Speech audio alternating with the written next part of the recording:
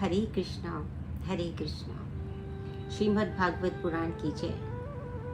आज मैं जिस विषय पर आपके साथ चर्चा करूंगी वह विषय बहुत सुंदर है, क्योंकि उसमें श्रीमद् भागवत पुराण में जिस प्रकार भगवान कृष्ण के सौंदर्य का वर्णन है,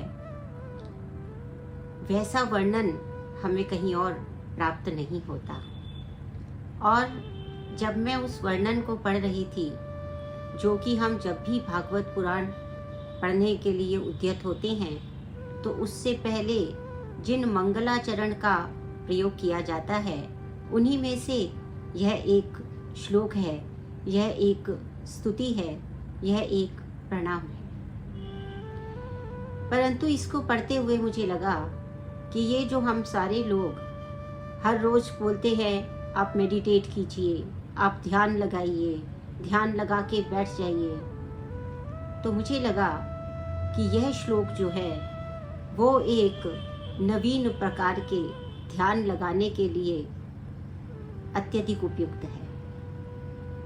इस श्लोक में जो वर्णन किया गया है उसको मैं आपको बताऊंगी, पर आप सबसे अनुरोध है, जो भी इस वीडियो को देख रहे हैं उनसे अनुरोध है कि इसे कृष्ण ध्यान के समान जानने का प्रयास करें।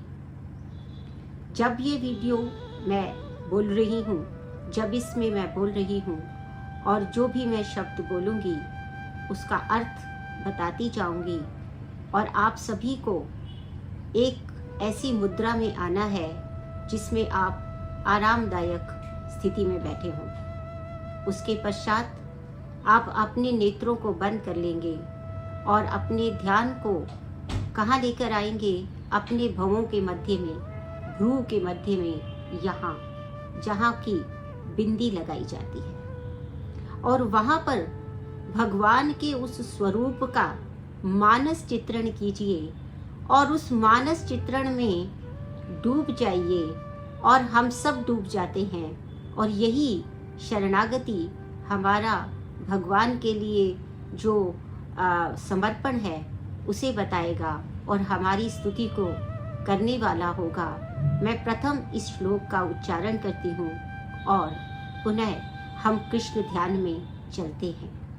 आप सभी लोग अपने नेत्रों को बंद कर लीजिए और अपने ध्यान को बिंदी के स्थान पर, स्थपनी के स्थान पर ले आइए, आज्ञा चक्र पर ले आइए। बर्हा पीडम नटरुवपु कर्णयो कर्णिकारं बिभ्रद्वासः कनककपिशं वैजयन्तीं च मालां रन्ध्रान् वेणोरधरसुधया पूरयन् गोपवृन्दैः वृन्दारण्यं स्वपदरमणं प्राविशद्गीतकीर्तिः। यहाँ पर भगवान कैसे हैं कि भगवान ने बरहा का अर्थ है मोर का पंख। आपीडम, बरहा पीडम, अपने शिरा प्रदेश का जो श्रृंगार किया है, सिर पर जो मुकुट लगाया है, वो कैसा लगाया है? वो मोर के पंख को उन्होंने अपना मुकुट बना दिया है। नटवर वपु, नट के समान श्रेष्ठ जो नर्तक होता है, नटवर, वर अर्थात श्रेष्ठ, वो जो नर्तकों में श्रेष्ठ है, उस प्रकार क्या उनका क्या है? वपु है। वपु अर्थात उनका शरीर। तो उनका जो शरीर है वो भौतिक शरीर नहीं है, वो दिव्य शरीर है। उनका वो जो दिव्य शरीर है वो नर्तक, जो श्रेष्ठ नर्तक है उसके समान है।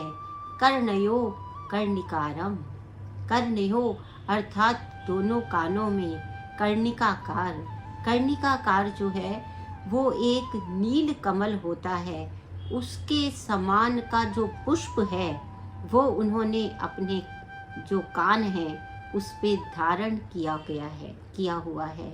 विभ्रद वासहा, उन्होंने विभ्रत अर्थात धारण किया है, वासहा अर्थात वस्त्रों को, और वो वस्त्र कैसे हैं?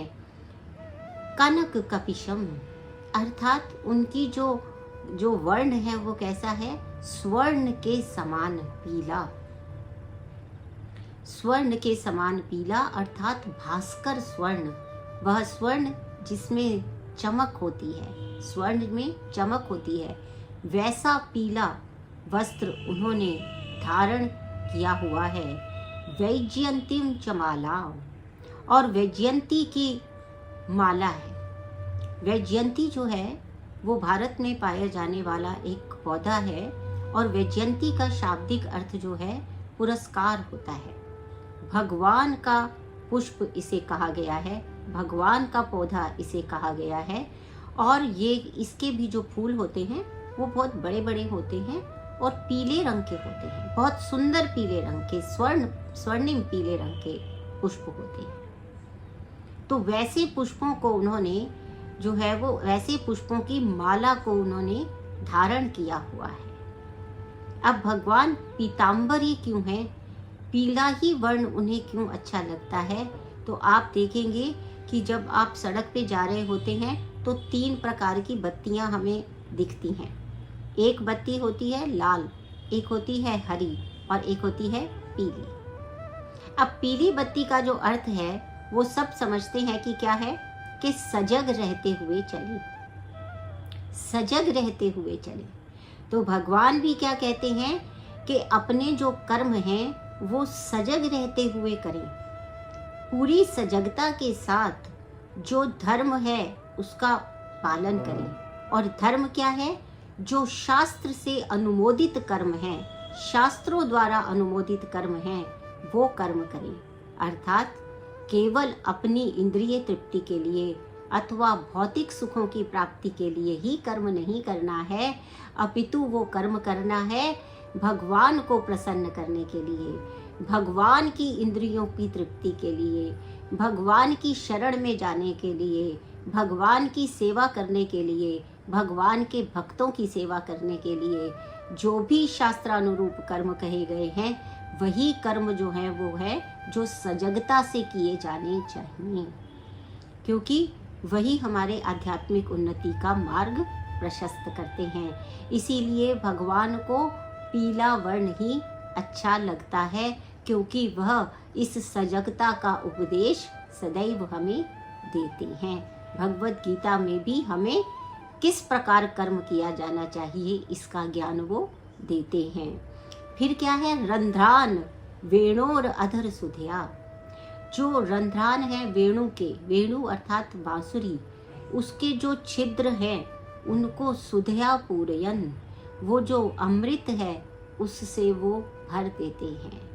जो भगवान जब उसके अंदर जो हवा डालते हैं, अपने मुख से जब उसे बजाते हैं, अपने अधरों में रखते हैं, तो उसमें क्या घुल जाता है? अमृत। उसको पूरा कर देते हैं अमृत। और क्या है? वृंदारण्यम प्राविशत स्वपद रमणम। जो भगवान जो है वो ऐसे सुंदरता पूर्ण जो भगवान है, सौंदर्य से परिपूर्ण भगवान है, वो जब वृंदावन में जब आ रहे हैं तो उनके पैरों के जो निशान हैं, जो पैरों के चिन्ह हैं, उनसे वो वृंदावन सुशोभित हो रहा है। गोप वृंदई जो है वो प्राविशद गीत कीर्ति, अर्थात वो जो उनके जो पैर है स्वपद रमणम, अपने जो पैरों से जो है वृंदावन की सुंदरता बढ़ाते हुए वो जा रहे हैं। और सारे जो गोप हैं वो क्या कर रहे हैं? वो उनका जयगान कर रहे हैं। वो क्या कह रहे हैं?